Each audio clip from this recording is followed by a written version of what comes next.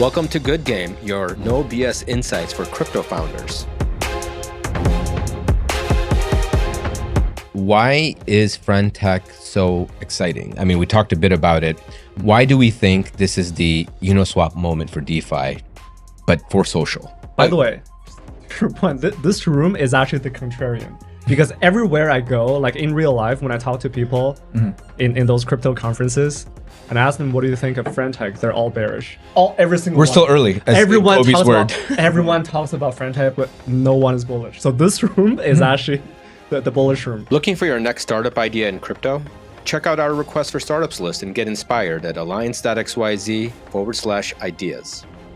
Welcome to Good Game. Today, we're going to be talking about Friendtech, and we have two guests with us, and they're from Manifold if you're deep into Friendtech. So why don't you guys give a quick intro? Yeah, sounds good. So my name is Aric Chang. I'm one of the GPs at Manifold Ventures.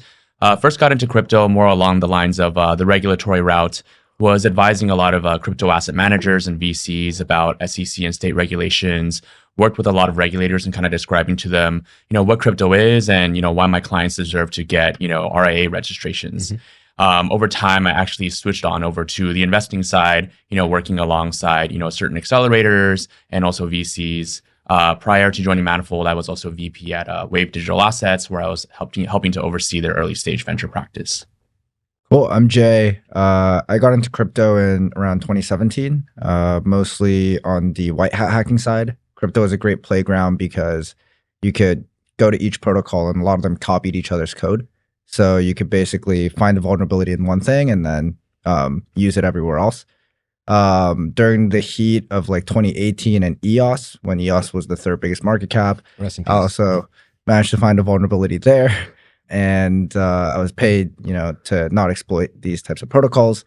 And then I ran validators for a bit. So kind of like, mining altcoins essentially, was thankfully earning passive income through that during the bear market. So I could get pretty aggressive trading and investing into a lot of projects and majors and just accumulate. And then, just right place, right time during the bull, caught DeFi, caught NFTs, started a fund, Manifold, early 2021. We ran liquid trading, so mostly market neutral, pure art market making strategies, which has now become a prop trading fund. So we run our own balance sheet and our own money. And then recently started a venture fund under Manifold as well, specifically to invest into pre-seed, seed, early stage companies in crypto.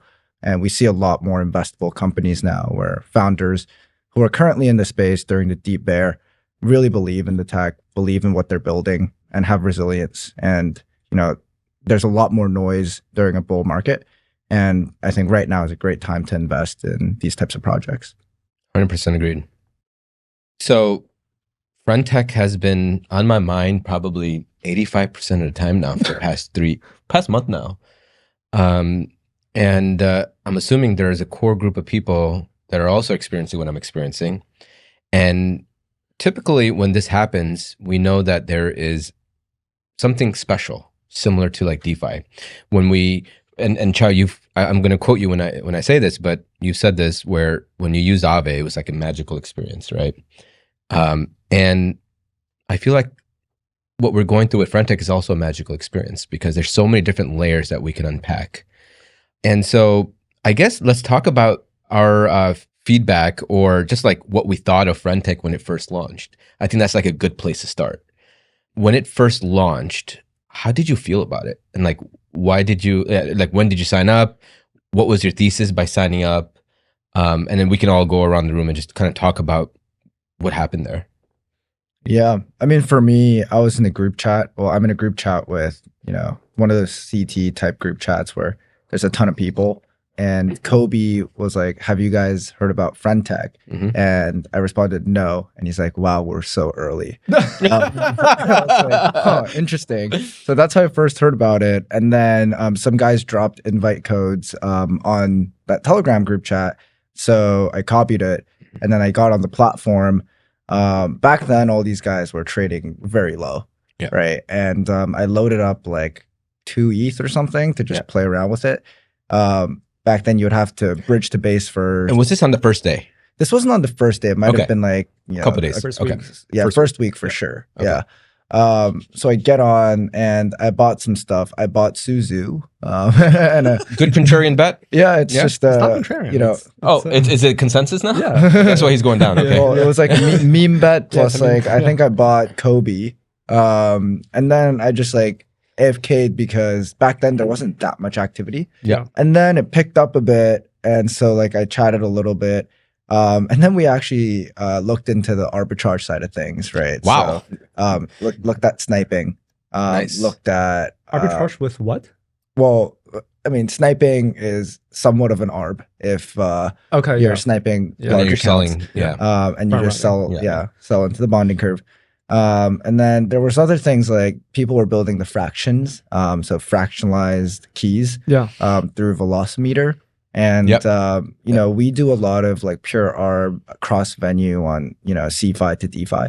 So, you know, we're tapped into all types of AMMs like Uniswap, Solidly, Curve, Balancer, Forks, everything, right? So we could quickly integrate that and like be able to, you know, run fractions versus like key arb. Yeah. Only issue is that like the trading fees are too high. So it's like you need to wait for a massive dislocation to ever hit an arb.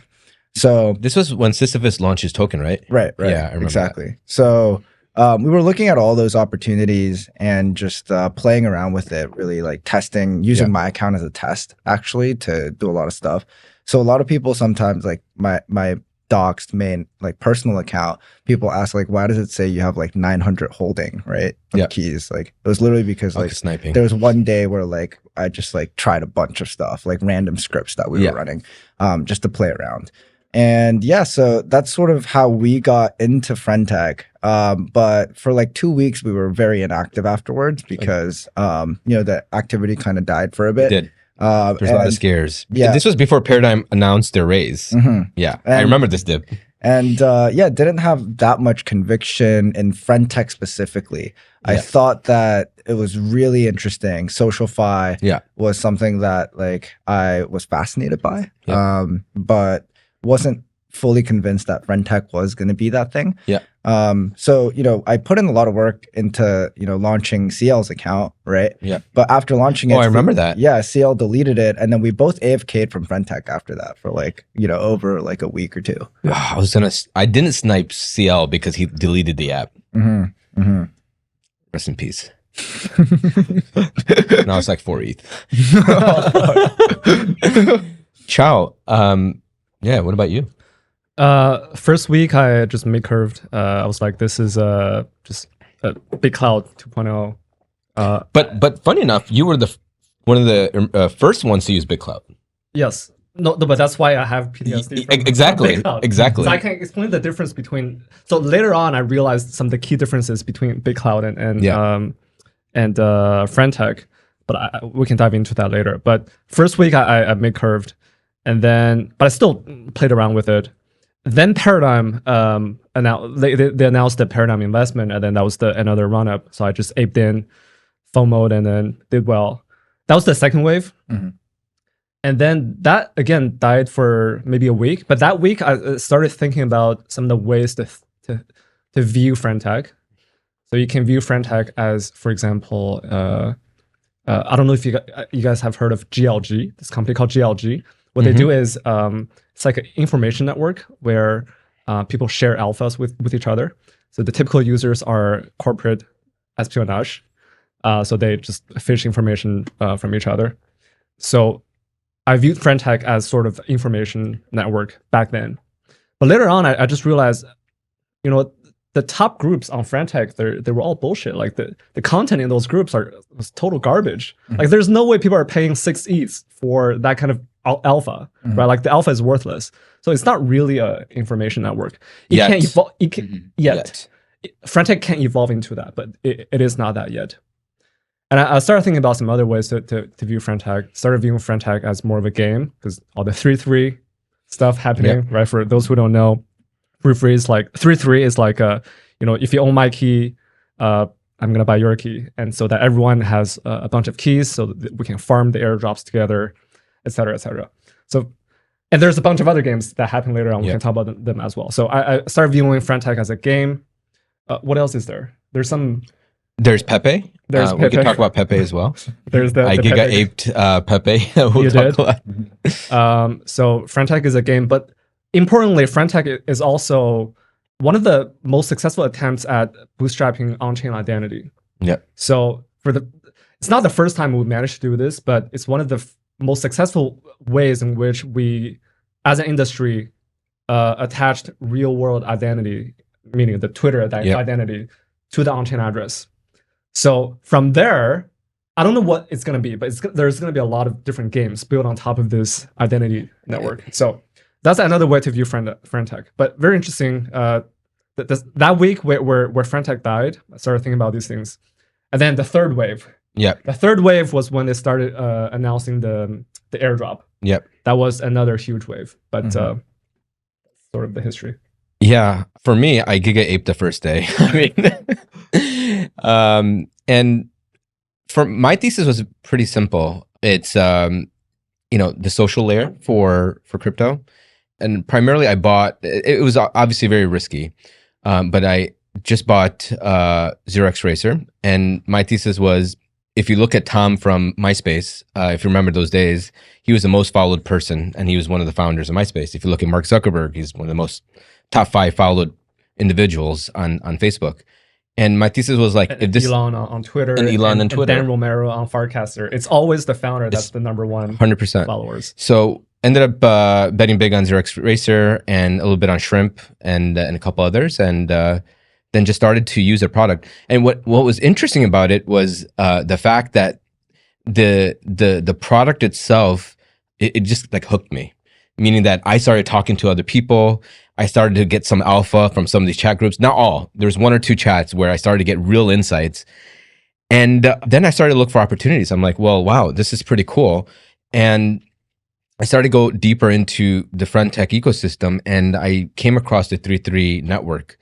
And I'll talk a bit more about this later on, but it's led by many people, but some people that come to mind are like Luke, 0x Breadman, Makesy, Future, and CYI are like the 4 or 5 people that are kind of like top of the funnel.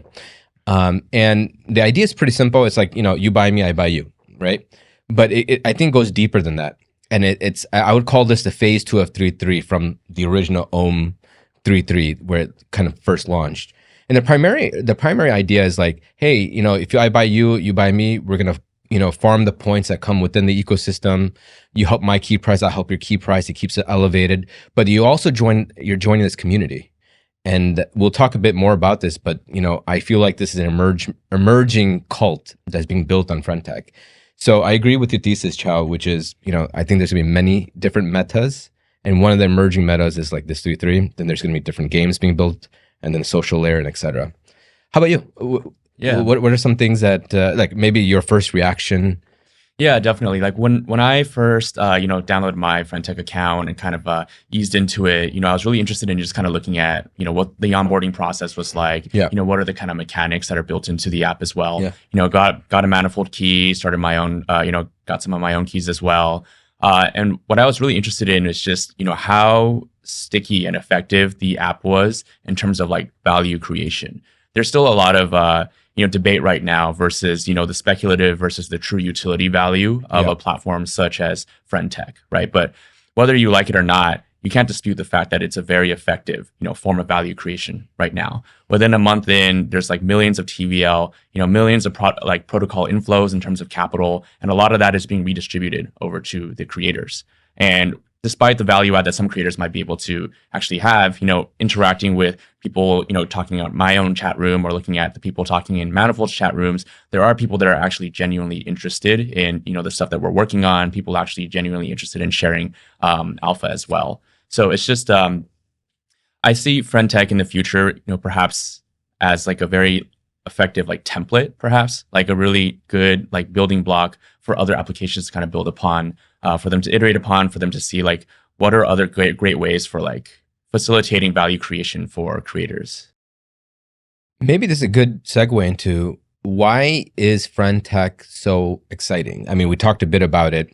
Why do we think this is the Uniswap moment for DeFi, but for social? Like, why is that? By the way, to your point, this room is actually the contrarian, because everywhere I go, like in real life, when I talk to people in those crypto conferences, and I ask them, what do you think of Friendtech? They're all bearish.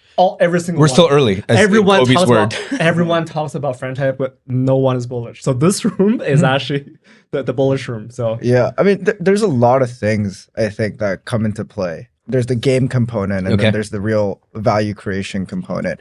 I'm not fully convinced if there's going to be long-term value created unless, I see hard evidence of that, in the coming months. Right now, there's this whole incentive of the future, speculation on those incentives that's causing certain behavioral aspects of the platform, which is in part driving growth, which could go away if the incentives were not there. And so like true PMF is, if the incentives weaken, will people still continue to, behave and use the platform like they do now? But I think one really big aspect that I saw when onboarding people, right? Because as Manifold, we've been doing snipe prevention. And the first couple of times we did it, we went on video call with each person and helped them launch it live, right? And it's really funny because— Can you name a few folks that you helped launch? Yeah. So we helped CL, we helped Shill Ivy, Danny Beanstalk, we helped Basejackers, Yatsu, the CEO of Animoca. So a lot of like large accounts, right? And these are all like fully grown adults. And, you see them on the video call, we run the bot and then boom, like it hits, they launch Snipe Prevented, and then immediately like normal users start buying into them, right? And they see their account, move up in the trading fees. Like they refresh it and it's like boom, boom, boom, boom, boom. People are going on their chat going like, hey, welcome to Friendtech, asking them questions. And you see this like big smile on their face, like a baby, literally like a baby. And like, Is that the magic experience? Yeah, it's the magic experience. Like the dopamine hit is immediate and like keeps coming, right? If your key price is going down, it's like maybe the other way, like cortisol, right? Yeah. But Qiao will tell you, I take it very personally. Yes, but yeah, like people care. And it's like some of these guys maybe have like 9-fig net worth, maybe more, right? But someone dumping their keys for like a couple grand on the high end is like very tilting for them. And it's like, it's crazy, right? Like technically they could just buy it up themselves, but that's also kind of against your ego because like, you don't want to be that guy. It's like you're retweeting yourself, right? Yeah, exactly. Right. So yeah, that's like a bit of the magic moment that I saw. Like when I saw these guys, like immediately as the app loads, they're like, whoa. And it's like, okay, there's something here. There's something here that makes me excited. So touching on that, when there is an active price that's attached to your reputation, they're fully invested in it, right? I feel like that's what happens. And that's all they care about and think about. And so there was a funny video, this guy named K Money, he comes up with like funny videos. And he made a 30-second skit. And in 30-second skit, he went like he was talking about how he had Friendtech, he had a key, and he went to sleep for 2 hours. And while he was sleeping, everyone dumped his token because he wasn't like engaging. Then he woke up and started trying to engage with his audience, right? And something special there is happening, right? Which is like now people are worried of going to sleep or not engaging as much with their audience. And I consider this similar to like a comedian, right? Or an actor that's acting or giving jokes in front of a live audience. If you're not giving a good joke, or if you're not engaging your audience, you're gonna get a red tomato in your face, right? And that's essentially what's happening on the internet. Right. I think what's interesting is that financial incentive, right? Or just wanting to hold value within your own key is also just like a good mechanism for, spurring just value adds from creators themselves, right? Like it's always a two-sided market. We're always talking about engagement from like the fans and like the users, but the creators themselves also have to, put out like a certain amount of effort, right? In order to engage their audience, right? And that financial incentive is quite interesting, right? I can kind of see this in the future, something perhaps Friendtech, perhaps something like Friendtech, supplementing a lot of the traditional social media platforms that we use today, right? Like I think a lot of the chat room phenomenon, like the magic that Jay mentioned, it's very similar, for example, to like, Reddit AMAs, right? Like for some like Young Thug, like, hosted like an AMA room or something, people were asking questions, or like, I don't know, Bernie Sanders or whoever, right? Like this is like one of those rare moments where you're actually able to kind of interact with people that you are perhaps fascinated by or admire in the crypto space, and actually speak to them in a room. And then that financial incentive also kind of pushes the creator to kind of talk to right? People that are engaging with them. And perhaps in the future, right, it's a lot different from like a more casual, format, like compared to like Twitter or like X, for example. Like I can kind of see how, Friendtech will always kind of be that kind of more monetizable kind of supplement to like a more casual, like underlying social media layer. Agreed. I see it as like the top 1%, right? Like I think all of the, social networks will still continue to thrive. But there will be like that 1% where you can actually connect with the creator themselves. Is Friendtech really a social network? Is it fundamentally a social network? Or is it something else? Define social network. A network where people socialize with each other. And in this case, it has elements of that for sure. But is it fundamentally that? What it is today, I think it's fundamentally a meme coin exchange. It's a shitcoin exchange. Well, I mean, like anything that first starts will start off looking clunky. I disagree with that though. Like a shitcoin exchange, when you hold a shitcoin, it's really easy to dump it, right? Okay. It's not linked to your identity. Like there are very different connotations, I think, between buying and selling something on Friendtech versus buying and selling a shitcoin. Like shitcoin trading is purely about, profiting off of a trade, right? Versus I think on Friendtech, it's a little different. Like during this week, you meet someone and they're on Friendtech and you go, yo, like, let's buy each other's keys, right? And like, you don't do that with shitcoins. Like, let's buy each other's shitcoins. Like, you buy people's keys because you want to meet them? No, like we just hang out. You meet someone, and they're like, oh, let's buy each other's keys. Okay. Yeah, okay. Stuff like that, right? There's real life social elements even that come out of this. Okay. Is Friendtech going to succeed solely like on the social network side? Probably not. It's a pretty shitty platform if like that's the main value proposition in my opinion. But I think it's like inherently different from like shitcoin casinos. Okay. And I actually did want to talk more about like the 3-3 component of it. Yes. So Ohm, right? Which, all of us know very well and dearly. Rest in peace. Yeah, rest in peace. Ohm was a token, and sure, there was this whole community aspect where everyone was putting like 3-3 on their Twitter and all of that, which honestly did help a lot in terms of like, getting more people involved and the Ponzi going longer and longer. But I think like one massive element to Ohm is that it is at the end of the day a shitcoin where it's not really linked to your identity, so you don't feel bad dumping. And the prisoner's dilemma, like the defector will win, right? Yeah. So in Friendtech scenario, like if you just viewed it as a simple prisoner's dilemma game, this ends up crashing and burning to death, right? 3-3 will not work long term. But I thought about it more and I was like, is it really just a pure prisoner's dilemma? Like, I don't know if it is, because one, your identity is linked to what you're holding, right? Yeah. And if you care about your reputation, if you care about your identity, and the fact that everybody can see the decisions you're making live, right? If you're to sell, even though your monetary gain, so like let's say if your utility is purely monetary, it's still prisoner's dilemma, but the whole social aspect actually kind of changes the utility graphs a little bit, where the punishment you get is not only monetary, it's actually social, where all your friends get angry at you, or people on Twitter start talking shit about you. And that's a backlash that actually, plays into this graph a lot and like makes you think, is it actually prisoner's dilemma now? Yeah. I think I know why we have different experiences.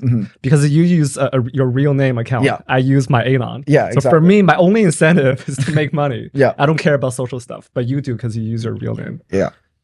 So early on, I started doing, with my Docs account, I did 3-3, and then I ended up like dumping a few folks that are well known, and turns out in other accounts I run, they're all talking about me. They're like, Imran just Imran. but something important, and I mean something special is happening here, right? Yeah. Which is, I'm like, shit, now people think I'm a defector. Did you feel bad?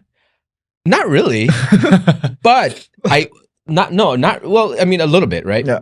But that's just because of the power of the network it is today. Yeah. Now, let's say a year from now, 2 years from now, the power of 3-3 network is such that there's other services that's a part of it, right? Let's just say it becomes a very strong community, like the NFT communities, right? Where they do events, they provide each other help or support, reputation, all of that, right? If the network becomes stronger, then yes, absolutely, I would feel like crap. I would never want to leave that community, right?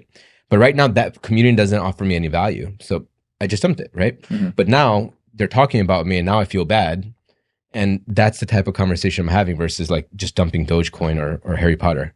So you would feel bad if you dump an NFT that No. you don't? I don't feel bad Do you guys feel bad when you dump an NFT? No, not at all.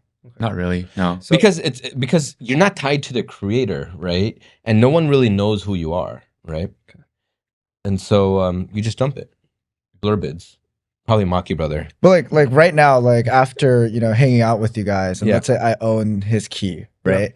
Like, I would feel bad if I ever want to dump it. Yeah. Right? It would be one of the last things I would dump. Yes. Right. right. So there is like the social element to it. Like you don't want to dump your friends. You're just No. gonna hold it.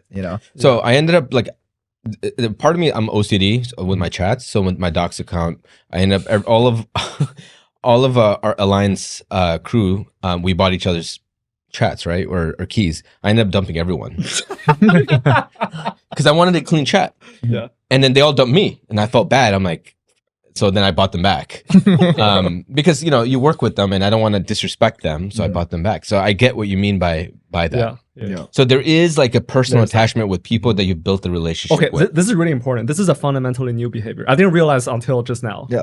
Because I've always used my Docs on Docs account. Yeah. So this is a fundamentally new behavior. Yeah. That's very interesting. Should we dive deeper into 3.3? Because I feel like there's a lot of things to unpack there. Mhm. I guess maybe starting with like, why do we think this 3.3 that's coming can actually be a guarded Ponzi? Is that the right term? So- because it's kind of like a Ponzi, right? Like you're buying each other, Mhm. but there's now reputation attached and Yeah. identity attached. Right. So I feel like there's a kind of like guardrails in place Yeah. that prevents it from like exploding, right? Mm. It could still happen, meaning like mass defections have happened, right? But I feel like the impact will be lower than the impact that, let's say, Ohm had. So let's talk a bit more about like the 3.3 movement here. Yeah. So like going off of what I talked about earlier, where like, this might not be a pure prisoner's dilemma Right. type of game setup anymore. Yeah. Due to different utilities and different incentives coming into play. Yeah. But another thing is CL actually wrote about this in his blog post on Eagle Capital like a couple months ago. Retardfi? Yes. And I read that. It's a good Retard article. summary. We talked about it. Yeah. and Yeah. long scams and Yep, whatnot. yep. But there's a graph at the bottom of that blog, which talks about like a bit more about society and behavior. Yes. Right. Yes. So It's a good one. when you have a small group of like size 7 or less, you can have an anarchy and it's fine. Yeah. People will not defect and do bad things to each other. Right. Now, if your group size starts going from 7 to even 9, 13 and forward, you see like a massive like spike in the rate of like people that defect or do bad things or unlawful things that we would think are unlawful, right? Just because of and- network effects, like just so many people, it's hard There's to- more people, and Yeah. basically it's kind of like tragedy of the commons, where if you do a bad thing, like there's no backlash to you, there's no punishment to you, but your utility increases, right? Okay. And so, society controls this by putting in punishments for people that, are bad actors, right? In order to incentivize good behavior. But, this study basically showed that if you only punish the actual defectors, the rate of cooperation of society still is not that high. It's like, it still diminishes massively as N increases, the number of people Yeah. in the society. But if you start punishing defectors as well as the bystanders that don't do anything about the defectors, then your rate of cooperation massively increases, right, within the society. And I think like maybe Friendtech could have something like that of a society where you've got groups, right? Police. And the whole group goes, wow, this guy cheated his keys, right? When we were all trying to 3-3. they all want to punish him by everyone selling on him, right? And that's the punishment.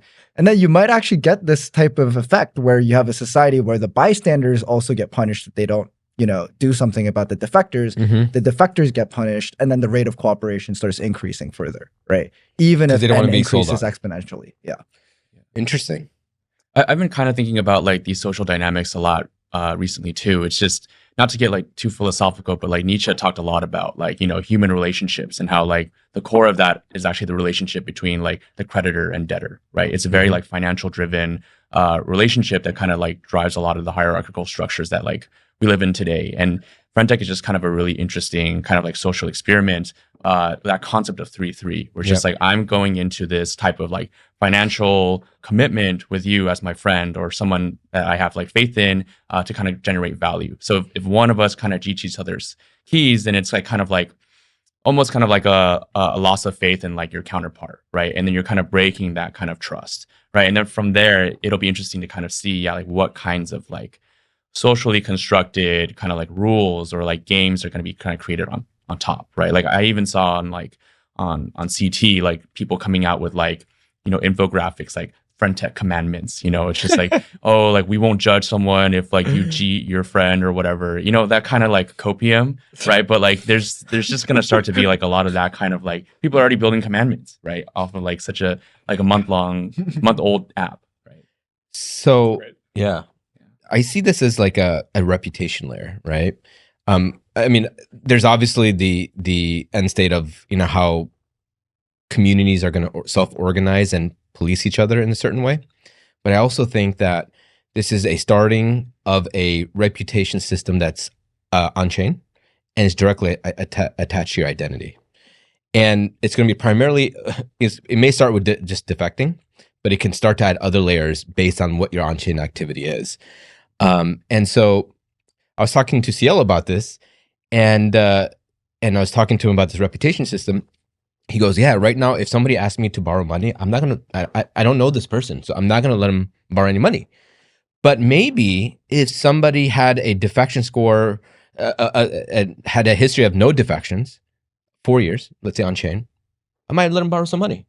Then that got me thinking like, I wonder if this could be a start to something new, right? Maybe some sort of like, we're always talking about a credit-like system on chain, but we can never build it because, everything requires collateral and there's no other way to. There has to be a financial component to it. Absolutely. So could this be a start to an on-chain reputation system that could interact with DeFi? No, I actually think that's really interesting. I think already like it is kind of doing that, right? Yeah. Where like scammer accounts or like new people that enter CT don't actually know who is good and who is bad. Why? Because follower account is such a horrible signal to if you're a good actor or a bad actor, right?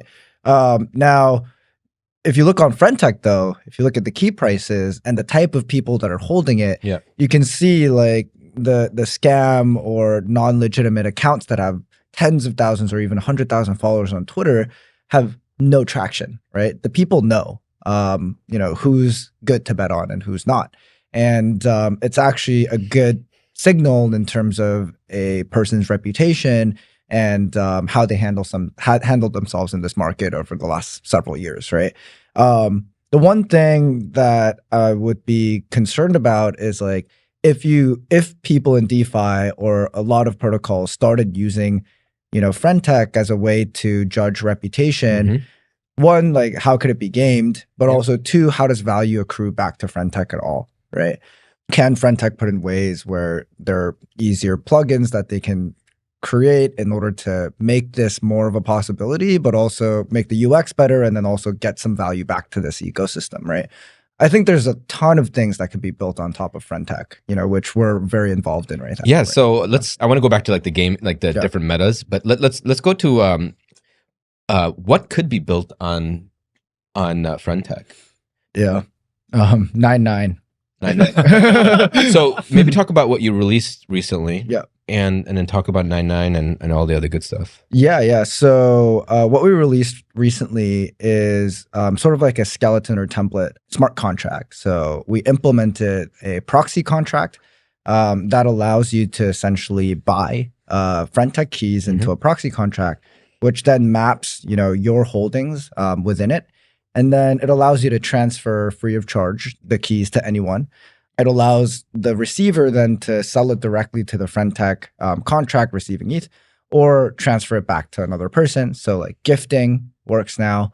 You can approve for transfers, which is what you do in DeFi when you approve a protocol to take your ERC20s. So you can now build protocols on top of Friendtech, like lending and borrowing, for example, which is what we meant by 9.9. And then there's also like a pre-sale mechanism that allows people to basically launching, I think, is one of the hardest parts of Friendtech and one of the biggest problems, right? Yeah. Because sure, it gives you the dopamine hit, but then you quickly realize, wait, the guy that bought up all my keys is a bot. It's not really a person, who immediately extracts all of that value away from the ecosystem and exits. Yeah. Now, we've been doing self-sniping, but self-sniping is an issue because the creator, puts in ETH, can't really sell the shares that they sniped. And then the snipe bots just come in right after because they know that the creator is probably not going to dump on them. Mm-hmm. And then people buy in higher now, right? And then they get dumped on by the bots. So it's still an issue.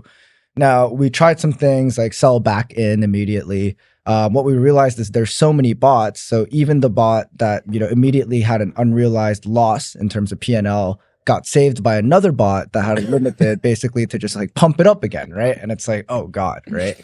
So sandwiching doesn't really work on a bonding curve mechanism because people will just buy in after. So essentially what we thought about was, how do we fix this? Let's try a pre-sale mechanism where actually you can give users a fixed price. Creators can then distribute to the users the keys at the lowest possible price below any bot entries, right? So now bots are taking extreme risk to be coming into this trade because, after 20% fees, you also need a lot of people that can't sell, right? I mean, you have a bunch of people that now can sell at the cheapest price because their entry is much lower through the pre-sale. So you really need a lot more people to come in. And the bots are just now trading then. They're taking risk like everybody else, right? So yeah, like we think that's one of the most fair mechanisms to launch. We've got a lot of accounts that want to use this and try it out. We've had projects basically contact us saying they're going to build a front end for it. They're going to build a launch pad on Friendtech now. We've got 2 projects that said that they want to build the lend and borrow on top of it. And we can see so many possible things coming out of this, essentially. Can you do peer-to-peer trading?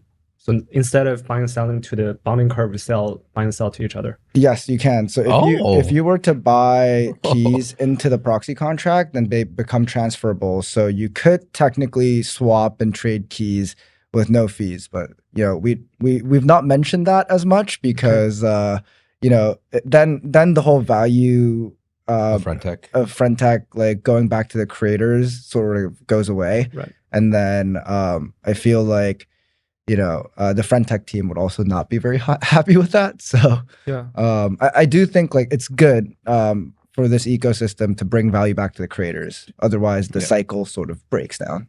Would that also support fractionalized shares? Yeah, fractionalized shares. So if you have all of these things, you have all the ingredients for DeFi summer.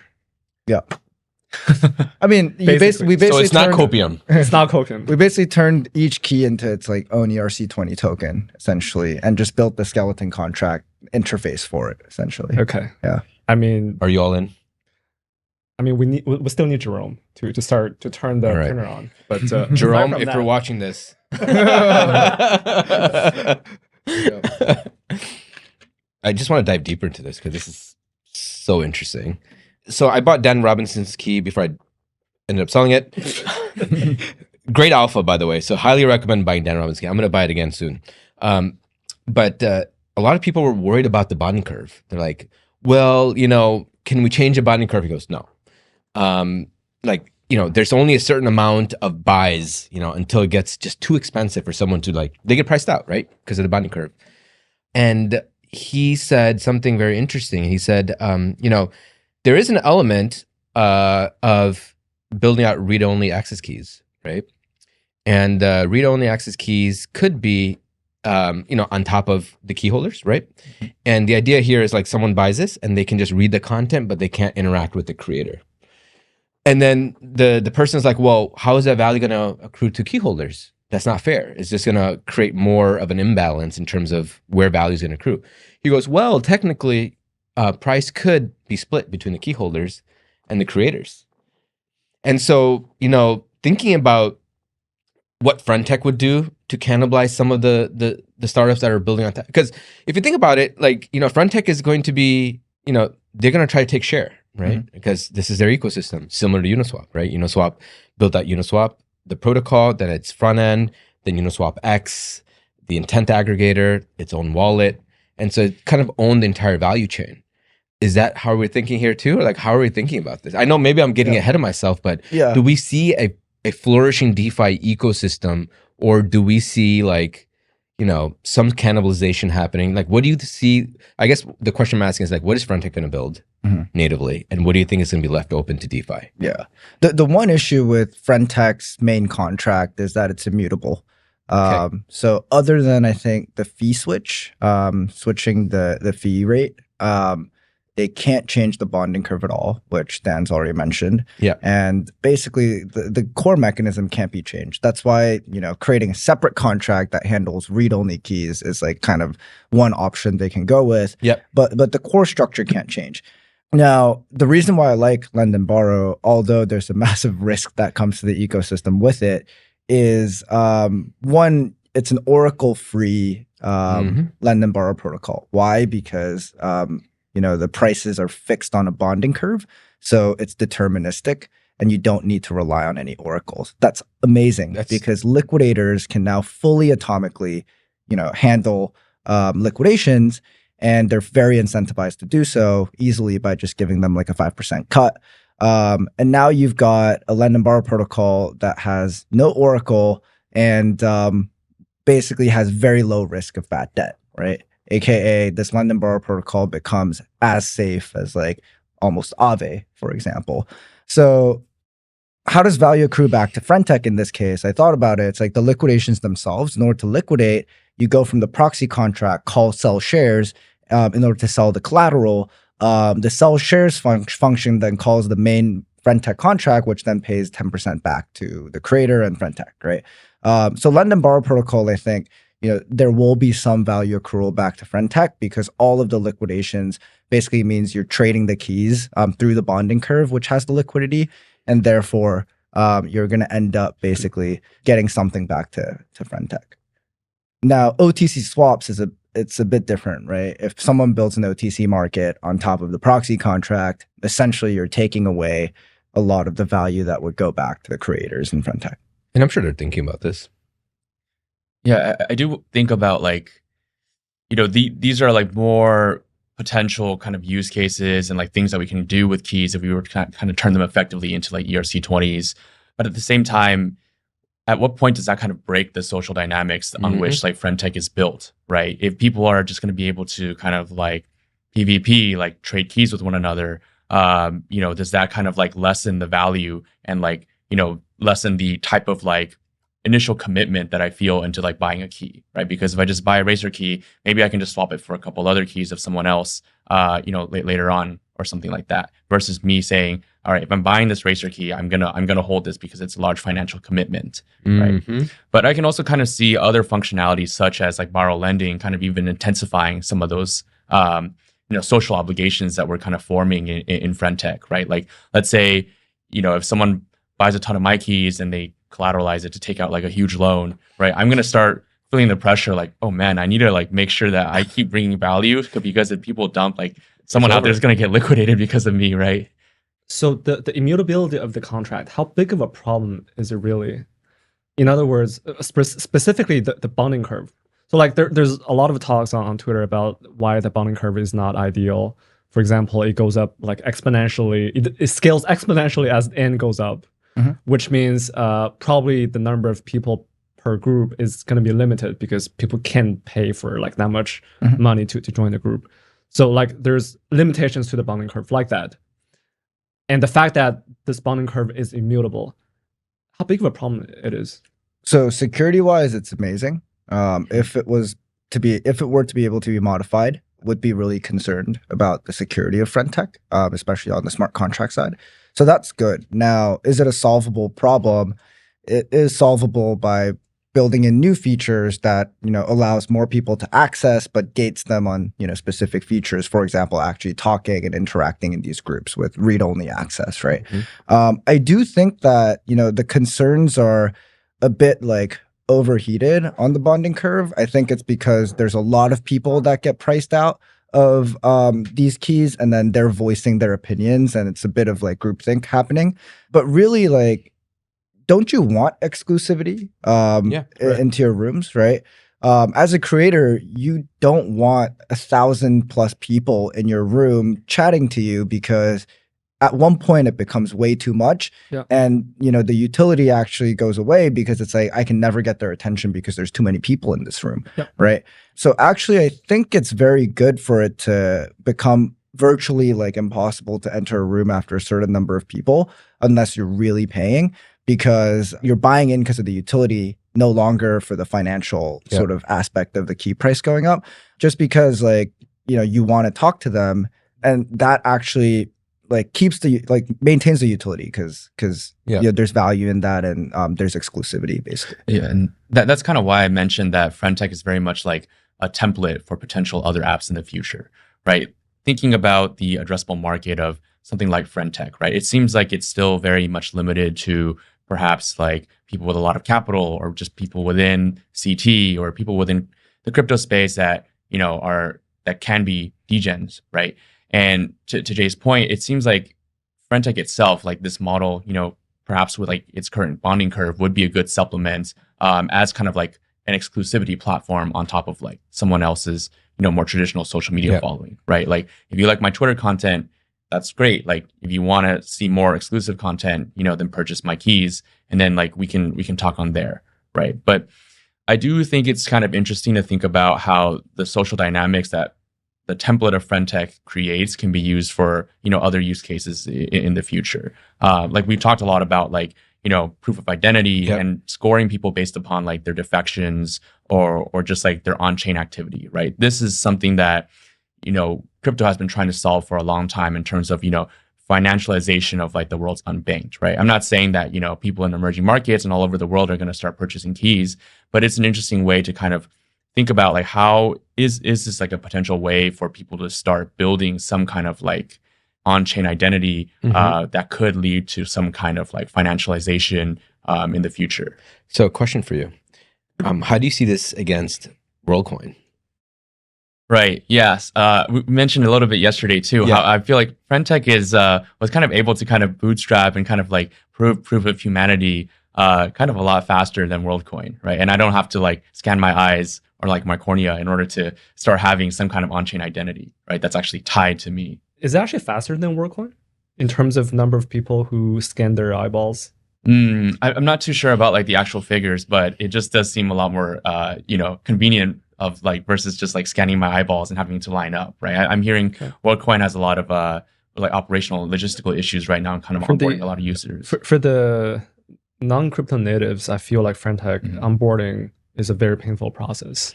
But it's a solvable problem. It's a solvable problem. I'm just saying that the status quo, I think for non-crypto natives, Worldcoin is easier to onboard.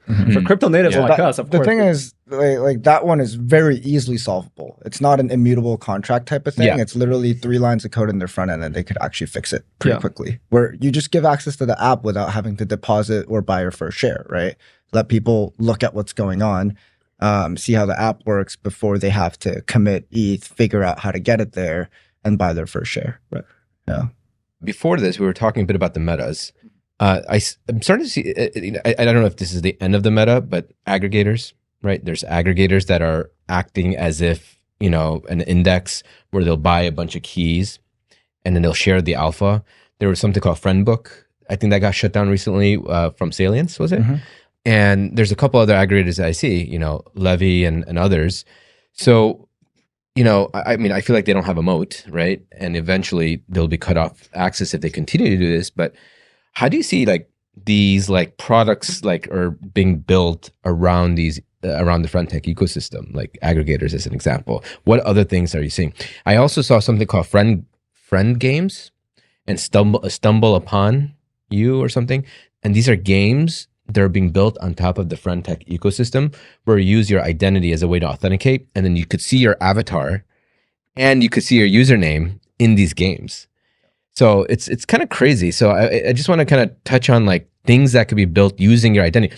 And similar to like Google OAuth, right? You OAuth into new accounts that you create. I guess like where is this, like, do you see this going that way as well, or like, yeah, how do you see that?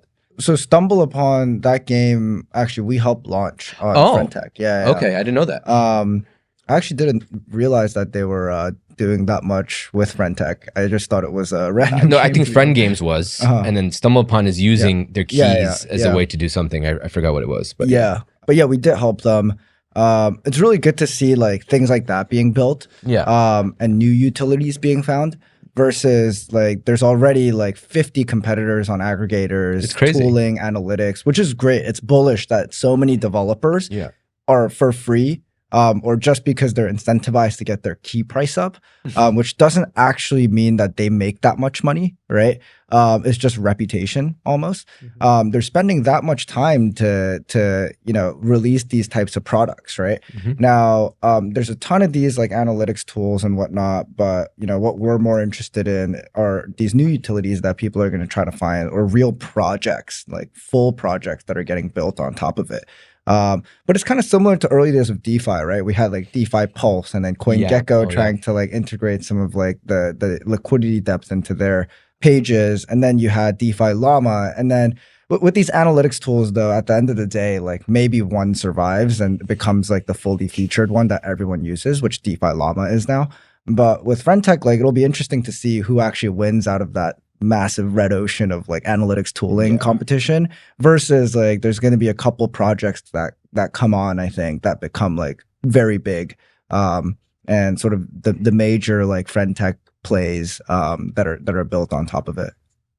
So you said the onboarding was fairly easy fix, a few lines of code. Let's talk about the onboarding, because when I first got onboarded, it was really painful. You have to sign in with your Apple or Google. You have to sign in with Twitter. You have to bridge some money, deposit some money, then you can get started. It's at least 3 steps. Oh, and also you have to enter the invite code. So it's 4 steps. Really painful. Has that changed? And how do you think we can improve the onboarding even further? So it hasn't really changed. The main thing that Friendtech changed was basically allowing users, instead of having to bridge to base themselves, wait until that bridge is done to deposit into the wallet. Now they give you a link to go to, and then from there you can just deposit to a wallet address on mainnet where most people hold their ETH. And so that did make it slightly easier. But the initial Web2 login auth and then linking the Twitter, the invite code stuff hasn't changed. Now, for very large accounts, there's actually a lot of like non-crypto native artists that I know who actually have like tens of thousands of followers or even more on Twitter. And what happened with them, and even with like Yatsu, the CEO of Animoca, who we were onboarding, he goes, wait, there's no step to deposit ETH into an address. And I was like, what do you mean? Like, yeah, there is. And he's like, no, it just like skipped that step. And I'm like, did like Friendtech like change the onboarding mechanism? And then it clicked to me, the bots, the sniper bots who don't want to spam for like, hours waiting for the guy to fund the wallet, they actually send dust to the ETH wallet on base that's connected to their Friendtech account, because they can query the API, so they can pull it and make sure, oh, this Twitter account owns this wallet. They throw in dust so that it skips that deposit step, and then boom, like they're getting baited. They're getting baited to buy the first key so that they can immediately snipe it. Oh my God. Yeah. The level of like sophistication. It's mind-boggling. I mean, it's so beautiful. Human psychology, like, right? Markets are beautifully efficient. Yes. Like quite efficient. Yeah. It's hard to find inefficiencies. Yeah, I mean, speaking of that, like the first 2 weeks it was very easy for us to buy like good people at cheap prices. But week 3, like the moment you see them, they're priced at 1 ETH. It's like, crazy. The market is so efficient now. Yeah. Speaking of onboarding, also, like I'm curious, like we're like hovering around 30 to 35 million TVL, and I think we'll slowly grow, but we won't grow exponentially. And I love how you say we. it is a part of my platform. Yeah. We own this token. Yeah. There's a lot of concerns about, security. I feel like we're hovering around 30, 35 million TVL. And I don't think we're going to grow as fast as DeFi Summer unless we solve security. And Privy is like one element. And then there's also Friendtech. And the question, any legal compliance team will ask is like, what's the security framework in place? Is it trustworthy? Are there like attack vectors? Is it a cold storage, which is not? Yeah, because everyone uses Ledger or they use Fireblocks and others. All the funds. By the way, one of the key alphas in crypto since the beginning of Bitcoin is operational risks and custody risks. The reason why the retail front ran all the institutions was precisely because of that. And we're seeing the same thing with Friendtech. All the individuals, all the retail are front running the VCs because of security and custody. So how do you feel about custody? Yeah, so embedded wallets, right? That's what Privy provides. I mean, they provide the whole sign-up onboarding flow as well. But it is definitely... By embedded wallet, you mean not having to sign transactions with like a MetaMask app? That plus you don't have to create your own wallet. They create it for you. Talk a bit about what that is, wallet as a service. Yeah, so embedded wallets basically when you create an account on Friendtech or any consumer app that's using Privy on the back end, for example, Blackbird, or 0xPass. So the app infra layer, essentially. What happens is on a normal, account creation, you could use Google Auth even to create an account. On the back end, a wallet address is generated for you along with its private mnemonic, right? Now, that secret key, the private key, is split into 3 shares. One goes into the user's local storage device, which neither the app nor Privy can see. The other one goes into a database where the user can use an API call with their API key in order to get it. And then the last one is a recovery share that gets encrypted by the user using a password. Now, Friendtech didn't actually enable that option to encrypt that third key. So, the recovery key is actually unencrypted. So there's 3 shares. You need 2 of those 3 in order to get the private key. And so when you click export wallet, what happens is it actually combines 2 of the 3 shares, one from your local and then one API request to get the second share, and then boom, it generates your private key so that you can export the wallet, right? So that's how Privy works at the moment. Friendtech unfortunately did not add the password encryption in order to get rid of one extra step on the onboarding. So your keys are actually technically if Friendtech change a couple lines of their code, they would be able to snoop their users on onboarding and be able to actually reconstruct your private key without your consent, technically. So that is... but you would have to... The user needs to update the app, right? In order for Friendtech to... No, users don't need to update the app because it's a browser home screen app. Oh, that's right. Yeah. So... PWA. Yeah. PWA, that's right. We should talk about PWA. Yeah, we should talk about that as well. Yeah. So it is concerning. Like you're putting a lot of trust. So there's already almost 40 million TVL. Technically, Friendtech could, if they were to turn into a malicious actor, you're putting a lot of trust in them. Now, if the user encryption, so the password encryption were there, and also Privy itself is adding 2FA on top to add more security to the whole embedded wallet design, it's actually quite secure. And apps have the option to enable it, but Friendtech didn't, but Privy will be recommending apps basically to make sure that, they do that essentially. If you lose your phone and you want to access your account again, you would sign in with the same Google or Apple ID that you sign up first. Yeah. And then Privy will generate the other shard. So then you have the 2 of the 2 to access your account. Yeah, correct. Now, I think one other thing that I forgot to mention is, when you're actually logging into Friendtech or signing up, it's much safer to use Google or Apple, because with your phone number, the whole SIM swapping thing, because there's no 2FA with Friendtech specifically, when you're logging in, you could be giving someone all access to your keys and your shares, and the ETH on your wallet within Friendtech if you get SIM swapped, right? Which is not like impossible to do, or like it's quite easy to do now. So I would say, given that Friendtech hasn't enabled 2FA, like new people signing on should definitely use like Google or Apple. When will they enable 2FA? So the issue is that they can't enable, Friendtech can't like retroactively enable 2FA for the users, because the 2FA is part of the encryption of the recovery key, potentially, is what Privy is trying to do. But new wallets, they could basically enforce it. And even now, like they could enforce the user-generated password to additionally encrypt the recovery shares so that they can never have control of the user private keys. So they can enable user-generated password Today, yeah. today. Yeah. Okay. But for future users only. Oh, so what do retro users do? Do they have to shut their account down and restart it? No, so retro users would have to authenticate it. Like each and every one of them would have to authenticate this change, and they would have to migrate their wallet, basically. Oh, what a painful process. Yeah. So they would have to sell all the keys and transfer, or can they reassign the keys? Yeah, that's why it's like probably like based on my technical knowledge of like how the encryption and decryption works, is that's probably what's going to have to happen. RIP. Yeah. I mean, or they could basically get the user's private key during like the wallet phase and then automatically just re-encrypt and then erase the existing shares that are on the local storage and the database and the recovery share, and then regenerate those shares with like the new encryption mechanism, essentially. So like might not have to actually migrate all the shares. Yeah. Okay.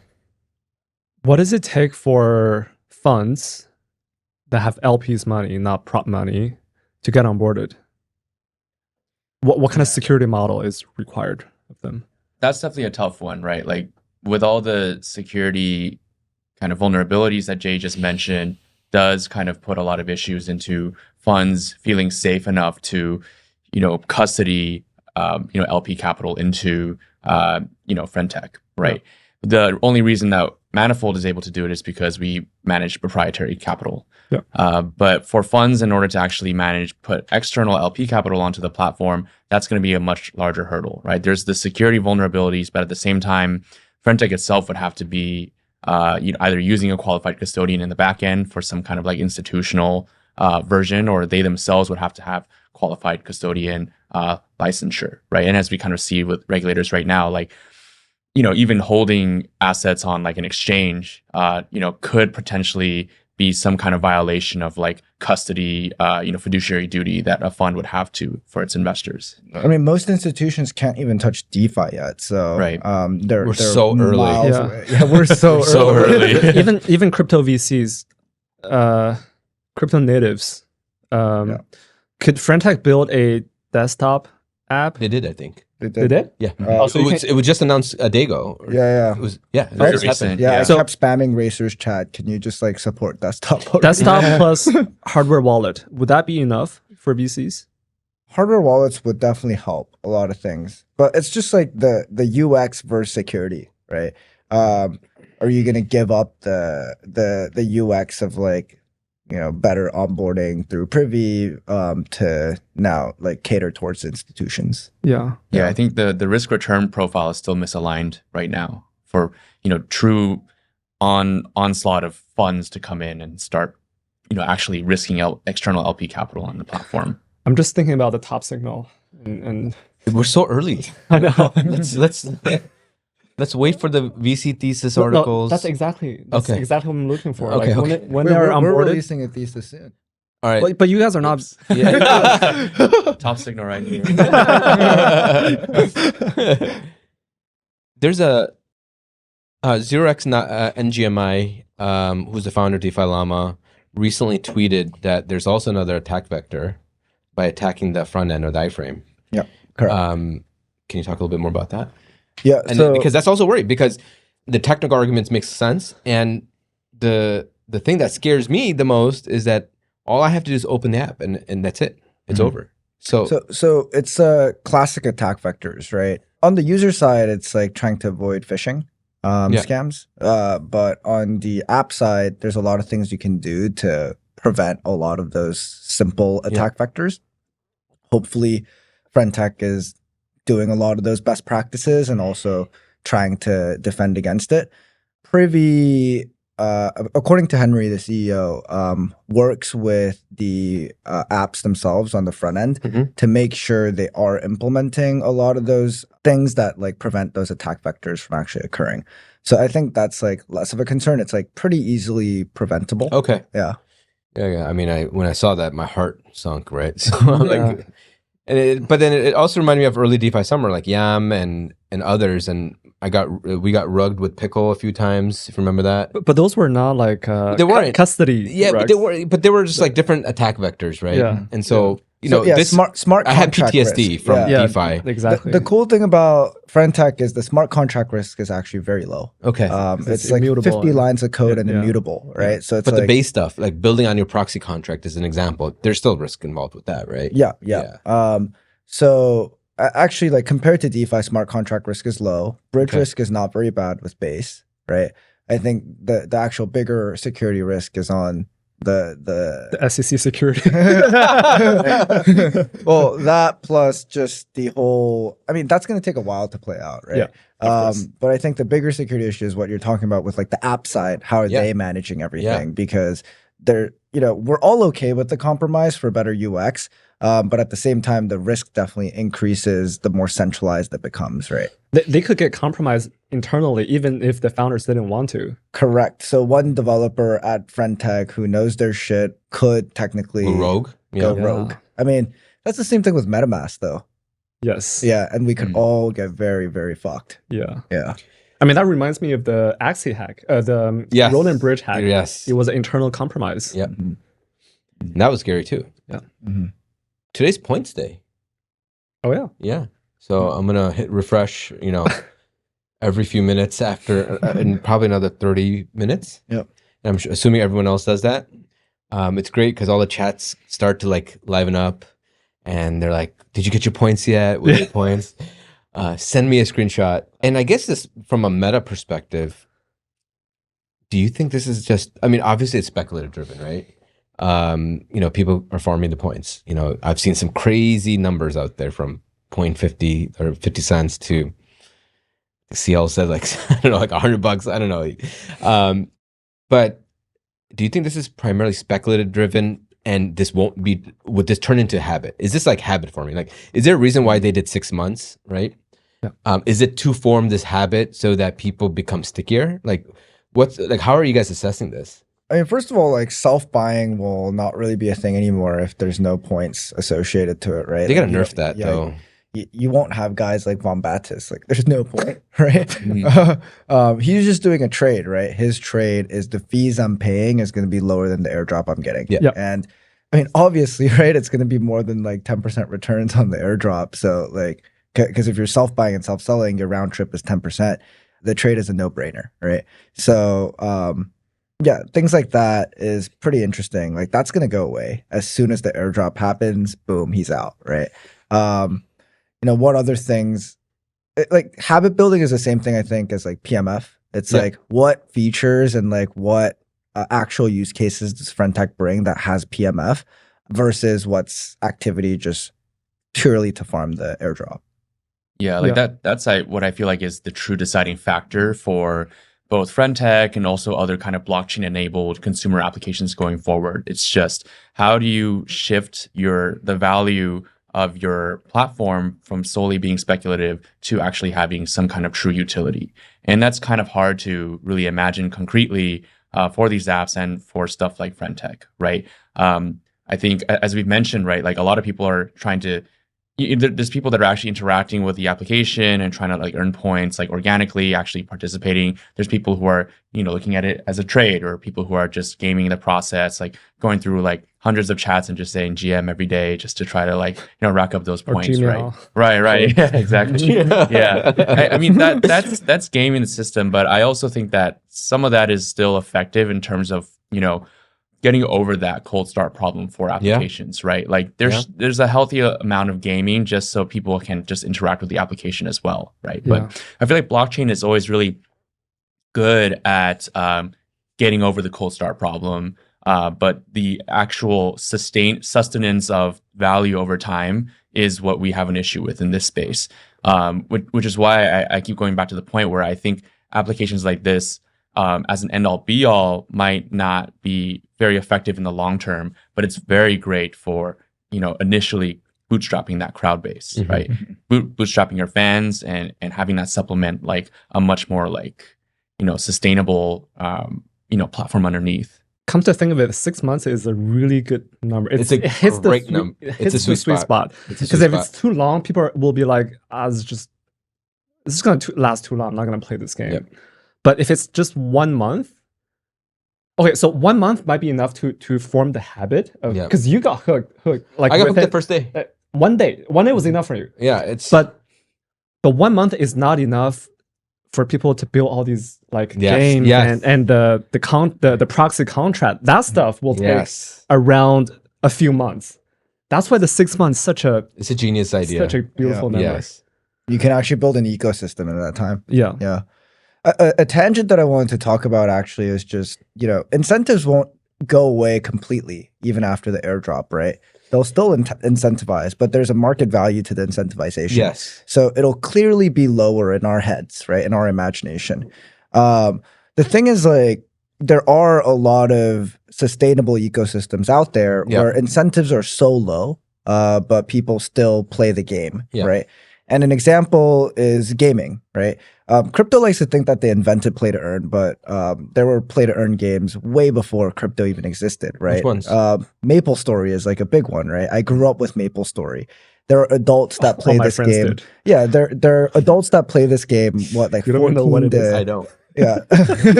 I'm laughing like awkwardly. Wait, what's Maple Story? Yeah, so Maple Story is a game where you have a character, you buy like equipment, weapons, and whatnot, and you like kill monsters, do quests, and you get rewarded for it, right? And what though? And so there's an in-game currency called Meso, and then there's also like these items, right? With different stats. But I mean, but other games have this too, though, right? Right. But the thing is, it's actually a really interesting economy because these monsters spawn. So there's an inflation rate to like, because when the monsters get killed, you get gold or like Mesa, right? And so there's an inflation rate because there's constant supply of this like dropping new items and new currency. But at the same time, people keep trading with each other to get the best stats. And you have this economy, but like real like full grown adults play this game like 14 16 hours a day sometimes to just like farm, hunt, and like earn this currency, and like they make they can cash it out, they can cash out the items, they can cash out the in-game currency, but for like $10 $20 a day, right, with all those hours, blood, sweat, and tears put into it, and they're like, wow, I made real money, like, and they're like happy and they're incentivized to like keep playing, right? Wait, how does it turn into real money? There's a market for it. Oh, not I crypto. See. So this is where it's fundamental, because I mean, like, there's like other games that offer this type of in-game currency, but the difference here is that that's cool. Yeah, I mean, doesn't Roblox do that with skins? Yeah. So I mean, this has existed for a long time. Like, this is true play to earn, right? And even without crazy incentives, people keep playing it and coming back, and that really shows like real PMF and real human demand to keep playing this thing. And I think like apps in crypto, consumer apps, and like Friendtech as well need to find, something like that where even when the incentives are tiny, where your trading fees are generating you close to nothing, you'll still want to keep building relationships, doing stuff because like you're just happy to be there. Yeah.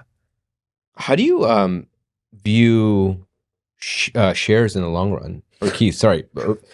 How do you view Gary? Let me try. Gary Gensler. How do you view Gary Gensler? No, specifically around keys, like, yes, it's a fixed supply. You get 100 keys, right, and or whatever, right? Whatever the bonding curve allows one user to do. But what's the evolution behind this? Like, what does it become? I mean, I'll tell you my edge case. My edge case is that this is like equity, right? You're buying into a user, right? You're doing this on purpose.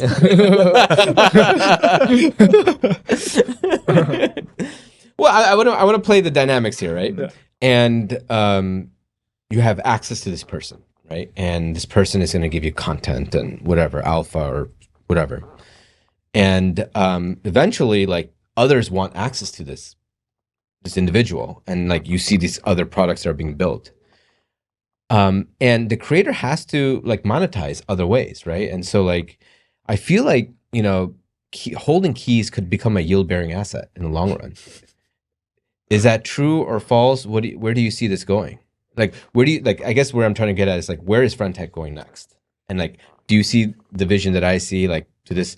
Because there's no way you can scale this to 10,000 people because the rooms have to stay small, right? And so there has to be a level of exclusivity. But like, if we're talking scale, you know, you could see the products that are being built on top, and all the fees have to go to key holders. It's not fair. Yeah, is that the edge case? What do you think? I mean, I don't think Friendtech themselves will be able to fee switch in order to give a cut to the key holders. One, regulatory, but two, that would require edits to the smart contract. So with existing keys, I don't think they can do that. Okay. I do think like what direction do keys go and like what additional utilities can they have is actually something that like we can decide as a community and developers. Cool. Like keys becoming a yield-bearing asset. What can we do to make that happen, right? Yeah. It's actually not that hard. You create a staking contract, right? Using the proxy contract that we built and let, you know, the account creator, the room owner to basically put rewards directly into that staking contract so that people earn rewards for staking into this contract, right? So there are a lot of things you can do to build on top of this ecosystem. And I do feel like there will be a lot more projects being built and developers continuing to iterate with stuff over the next couple months.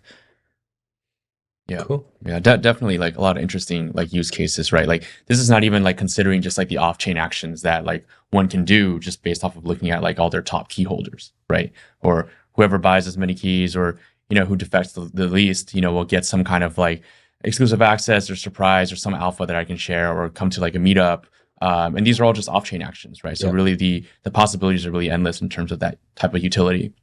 Yeah, this professional or this pro NFT collector, Dingaling, he gives out an NFT every day, and we're talking like legitimate NFTs like Azukis and mutants and etc. So it's interesting to see how they're creating that engagement every single day to make sure that the keys stay up or above the price.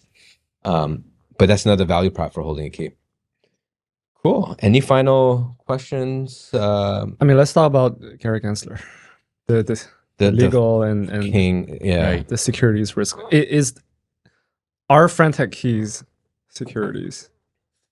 That's hard to say for sure, right? Not to put the pressure on you. Yeah, I think I can see like arguments made in both ways, right? Like the very hawkish view, right, is like, you know, Howey test, right? I'm buying keys of someone else, and then that person is also holding their own keys, and then the work that person is putting into, you know, engaging in their chat or sharing good alpha and value, right, leads to the speculation of others to kind of buy keys, which, you know, in turn, you know, is supposed to kind of lead to the financial appreciation of like that key. That is like a very hawkish view, right? I think perhaps like a more pragmatic view is just saying, you know, this is not very different from, you know, like a lot of the you know, monetized like platforms that we see in Web 2, like you know, Patreon or like OnlyFans or something like that, right? You're just purchasing access to, you know, view some kind of content, right? That's what I'm personally kind of hoping is the direction that we're going towards.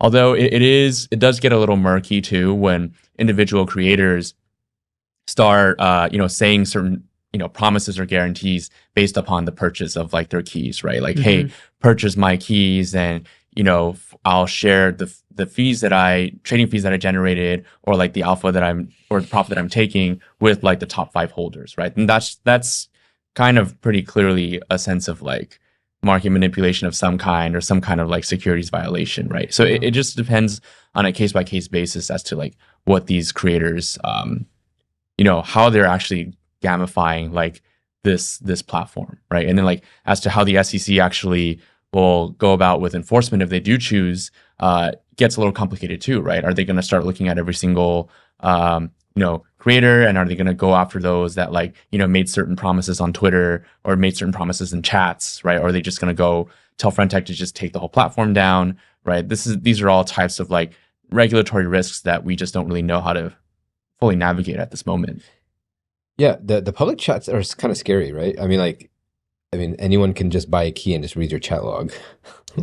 Right. Yeah, exactly. So you got to be a little bit careful on what you say in the chats. Yeah. Yeah. Another issue is that if Friendtech gets shut down, unlike DeFi protocols, where even if one front end gets shut down, someone else can just spin up a separate front end as an anonymous person. With Friendtech, that's not as possible because you've got the whole centralized layer of not only the key management, but also the API that's holding the Twitter link to the address. Like all these things are not, recreatable because everything is very off-chain. I remember BigCloud. BigCloud actually went through several legal actions. Did they? Do you remember? I completely erased BigCloud after the first month. After the PTSD. Yeah. I have no recollection of what happened. I'm trying to remember what happened, but there was something. So one was BigCloud hit with cease and desist. By who? Oh, by individual folks. By individual folks. But that's on them though. That's on them. But there were something else I can't remember. Anyway, I don't know if there's any lesson we can learn for Friendtech, but the last topic is forks. We're seeing a ton of forks. Most of them, I think they all rugged. I think the most recent one that I got like 100 messages to use post-tech or whatever. But we've been in the game long enough with the forks, and outside of SushiSwap being actually a viable competitor at one point, I haven't seen any other forks ever do well. And now it seems like there's a bunch of forks that are coming after Friendtech. Bullish, bearish thoughts. Like post-tech was interesting just because they copied the entire Twitter UI, right? On Arbitrum. And is it private or public groups? Chat groups. I think it's public. Okay. Because it's Twitter. So right? it's like BigCloud. It's like BigCloud. Yeah. Yeah. I think that's what it is. But you could buy and sell people, and you could buy and sell posts. So that's like Lens. Like Lens. It's like Lens. It's like a mashup of Lens and BigCloud. Yeah. Yeah. But I think they did like $1 million in TVL at one point, and then somebody tweeted out yesterday that the guy just forked someo's GitHub Open source repo. open source repo, and just added a token and said we're gonna make $1 million or something. Yeah. Yeah.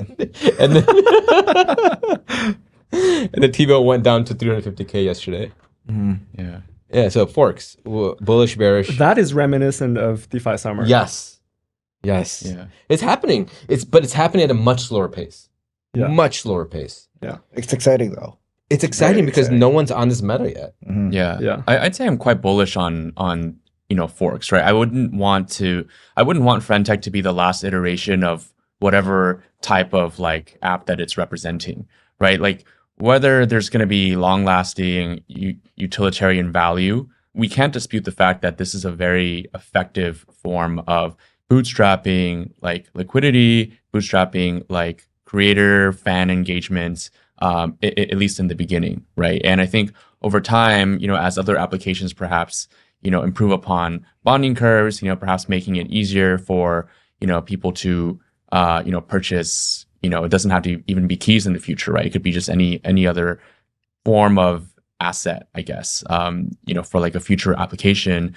These can have, lots of different widespread use cases, right? Or it doesn't even, I guess like it doesn't even necessarily need to have like some kind of financial aspect, right? Like perhaps in the future, if I'm just like a content creator and I want to create my own little private, Friendtech like platform and say, hey, those who interact with my community the most, can rack up like, I don't know, like Aric points. And then later on, like, you get exclusive access to something else that I'm coming out with. Or as I mentioned earlier, like some kind of derivatives of this, structure can be used for the building of like on-chain identity for other like use cases in the future as well.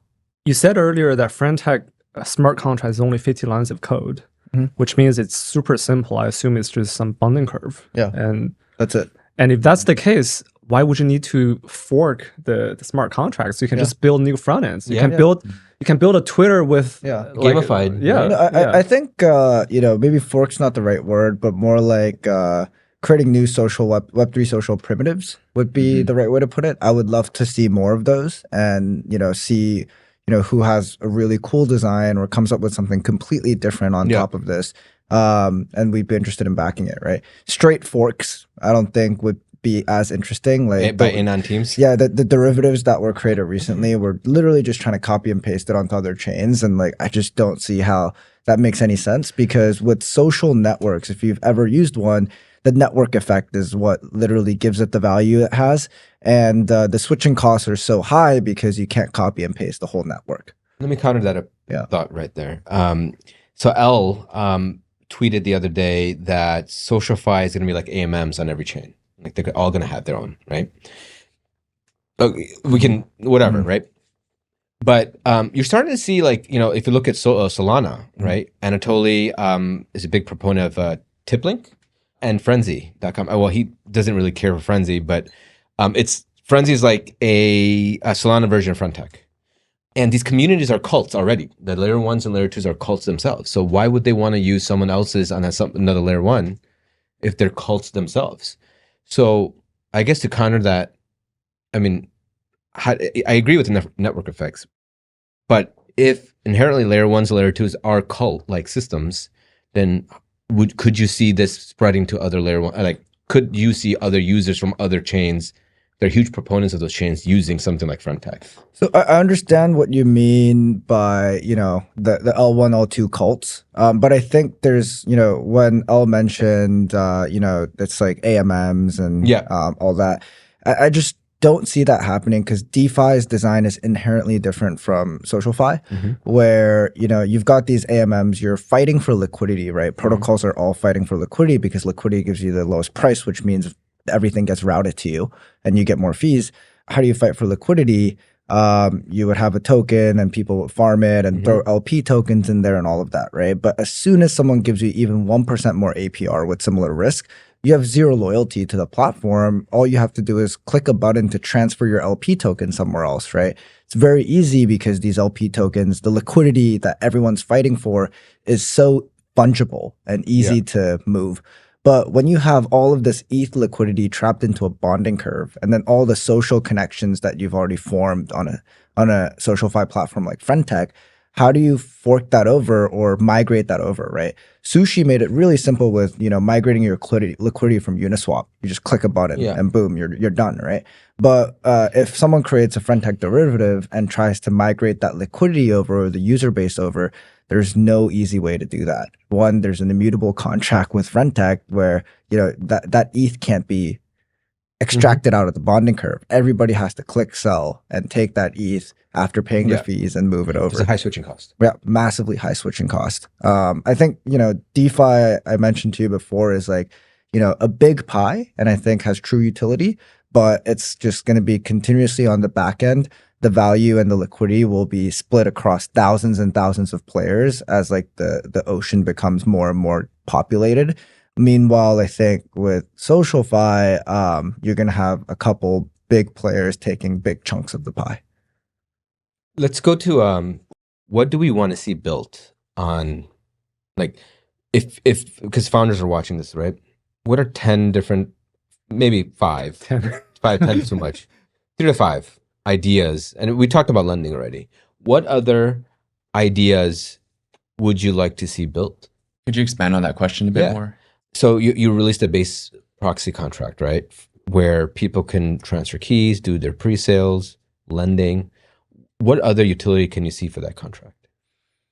It's hard to imagine. Like, if I had something that I was like really excited about, like I had an idea, I would have started building it already. But I'm also like brainstorming right now, like what more could be there.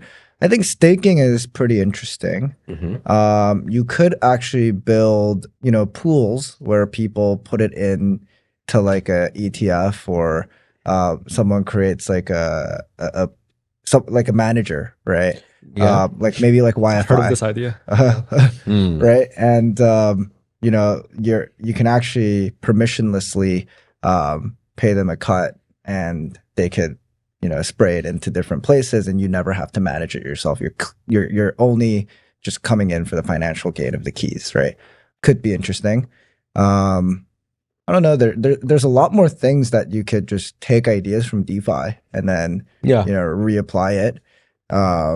Maybe don't reapply the mistakes we made in DeFi, but the things that really worked that could really be translatable into this. Yeah, it'll be interesting seeing like how keys kind of interact, like you said, with like DeFi or like other on-chain assets or even NFTs, right? Like, eventually having people being able to transact in keys in order to, swap for a certain NFT or, collateralize your key for taking out a certain loan or getting a certain amount of tokens, right? Right now, it's still operating very much as like an isolated platform in which we're just all transacting keys with one another. But eventually having that be composable with other types of on-chain assets could be interesting as well. Interesting. I see it as a DAO because you have a bunch of folks that are in for a certain reason, right? Whether it's the creator, maybe it's the idea, etc. And you could build a wrapper on top, right? That allows people to like vote on a certain aspect, like whether it's to sell a key, whether it's to redirect trading fees and invest into something else. I could see this as a DAO. I could also see this as an NFT community also, because NFT communities, although releasing JPEGs out there is great, but there isn't a lot of control and systems in place that allows people to do what they want. So I could see this as and I think Black Noise, Ansem mentioned this as well, as like I could see these communities airdropping NFTs for people that buy into these accounts as well. So there's some really interesting elements that can come out of this. So I feel like, I think we're just getting started. It seems like I'm super excited about this space. Any final questions, Qiao? Any final thoughts, guys? Nope. Well, thanks so much for joining. Good game. And we'll chat with you soon. Thanks. Yeah, thanks so much for having us. Of course. Thanks very much. Thanks. Thanks for listening to Good Game. Don't forget to subscribe. We'll see you next week.